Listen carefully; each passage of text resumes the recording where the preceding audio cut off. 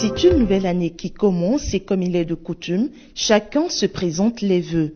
Et c'est ce mardi 14 janvier 2020 qu'a choisi le ministre des Affaires sociales et de la microfinance, Médecin Véronique Toinifo-Demewanou, pour resserrer les liens de fraternité et de bonne collaboration avec les cadres et agents de son département ministériel et les convier à plus d'ardeur au travail pour l'atteinte de résultats plus probants. Que cette nouvelle année nous apporte l'épanouissement familial et professionnel. Que nous trouvions chaque jour la force, l'énergie, la santé, la motivation nécessaires pour accomplir ce qui fait la vie, c'est-à-dire le travail. Qu'elle nous apporte aussi la paix du cœur et la réalisation satisfaisante de chacun de nous. Mon souhait est que notre ministère atteigne des résultats probants, notamment l'amélioration des conditions de vie des couches vulnérables sur lesquelles nous travaillons et sur lesquelles nous sommes attendus. Je voudrais inviter tout un chacun de nous à s'investir profondément dans le travail afin que nos actions impactent réellement nos cibles. C'est donc l'occasion pour eux de porter à le ministre de tutelle les difficultés liées à l'accomplissement de la mission qui est la leur. Madame le ministre, cette année, nous souhaitons vraiment que sous votre leadership remarquable, nous puissions atteindre une réalisation physique et financière de 100% de notre plan de travail intégré au cours de cette année. Et pour qu'il en soit ainsi, Madame le ministre, il m'a plu quand même de porter à votre attention les difficultés que nous avons rencontrées à la DGFAS au cours de l'année 2019.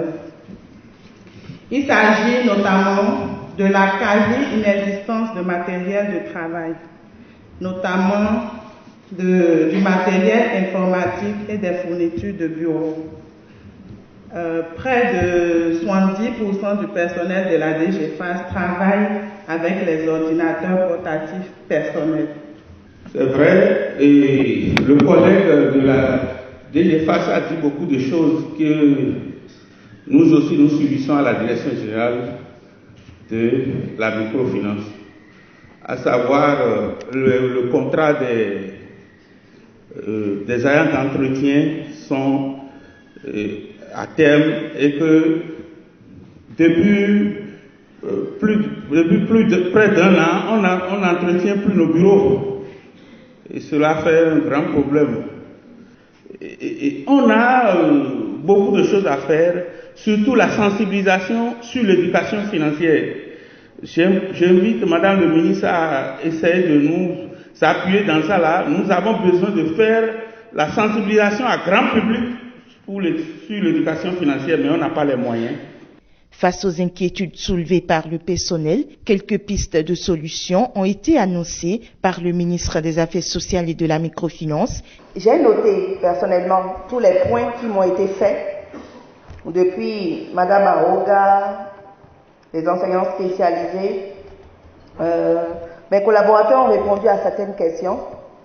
Je vais commencer par la réalisation physique à 100%. Pour ça, il faut dire que nous avons déjà entamé un plaidoyer avec le ministre des Finances pour que déjà dans ce premier semestre, nous puissions avoir une ouverture plus conséquente des lignes. C'est ça qui nous permet d'engager.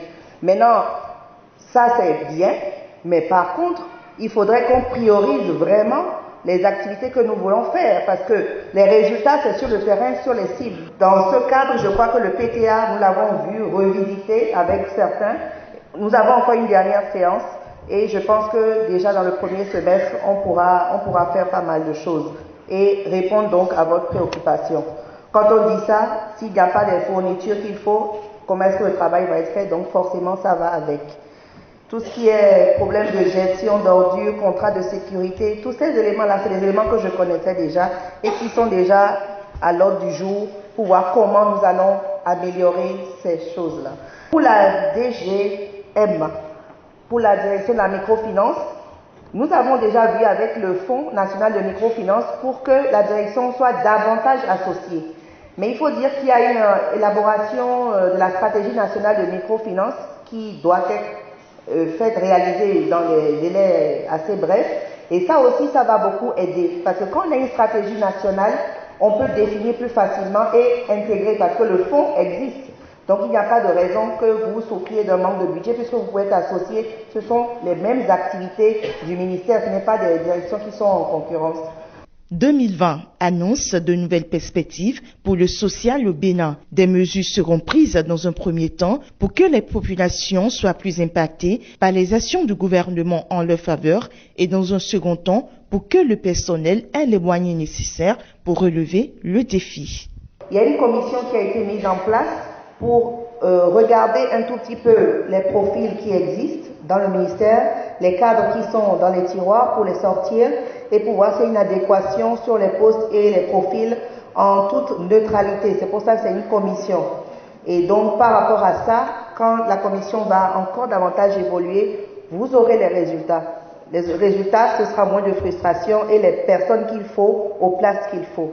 Cela concerne également notre AOF, parce qu'il y a des directions parfois qui se concurrencent sur des activités pour voir, ce n'est pas faire de gros changements, mais réaménager tout ça. Mais tout ça, c'est fait par des commissions, ce n'est pas le ministre qui décide pour dire, bon, ça on change, ça on ferme. Non, c'est des commissions et qui vont rendre compte et on peut encore même améliorer. On va en parler au CODIR, etc., avant que la décision finale ne soit prise.